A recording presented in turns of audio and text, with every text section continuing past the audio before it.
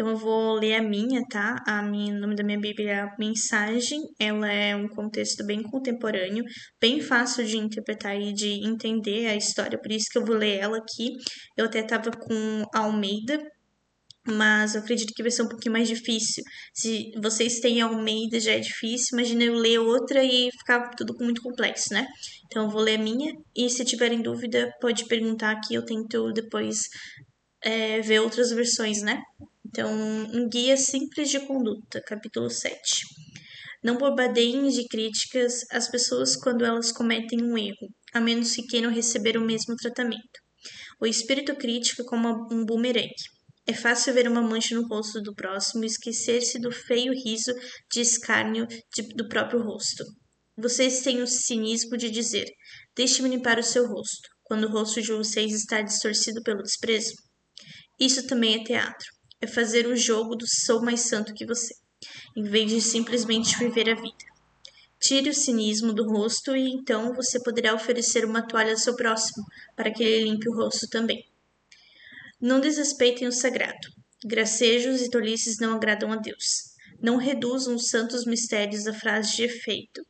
Na tentativa de sobressair e de agradar, você pode usar esses subterfúgios, mas estará abrindo a porta para o escrilégio. Não barganhem com Deus. Sejam objetivos. Peçam aquilo que estão precisando. Não estamos num jogo de gato e rato, nem de esconde-esconde. Se seu filho pedir pão, você o enganaria com serragem? Se pedir peixe, iria assustá-lo com uma cobra viva servida na bandeja? Maus como são, vocês não pensariam em algo assim, pois se portam com decência. Pelo menos com seus filhos. Não acham, então, que o Deus que o criou com amor fará ainda melhor? Aqui está um guia simples e objetivo de conduta. Pergunte a você mesmo o que quer que os outros façam a você, e então faça o mesmo a eles. Na verdade, isso se resume à lei de profetas. Autenticidade.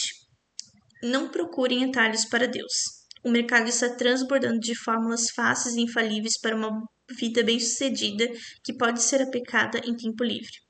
Não caiam em golpe, ainda que multidões o recomendem. O caminho para a vida, para Deus, é difícil e requer dedicação total.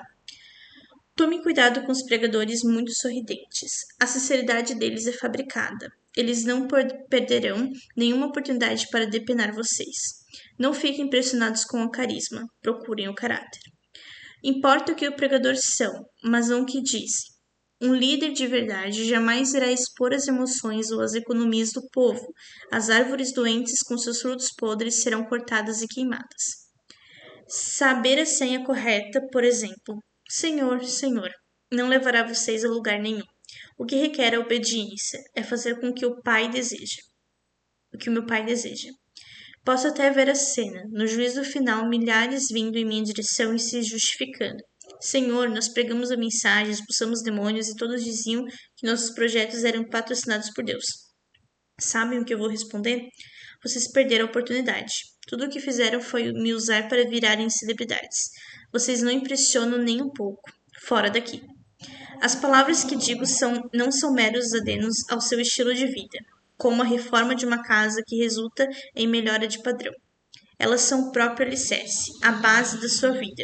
Se vocês puserem essas palavras em prática, serão como pedreiros competentes que constroem sua casa sobre a solidez da rocha. A chuva cai, o rio avança e o vento sopra forte, mas nada derruba aquela construção. Ela está fundamentada na rocha. Mas, se vocês usarem minhas palavras apenas para fazer estudo bíblico, sem nunca aplicá-las à própria vida, não passarão de pedreiros tolos, que constroem sua casa sobre areia de praia. Quando for atingida pela tempestade e pelas ondas, ela irá desmoronar como um castelo de areia. Quando Jesus concluiu esse discurso, a multidão o aplaudiu. Eles nunca tinham ouvido um ensino assim. Era óbvio que ele vivia o que pregava, em contraste com os líderes religiosos do povo. Foi a melhor aula que eles já tinham ouvido.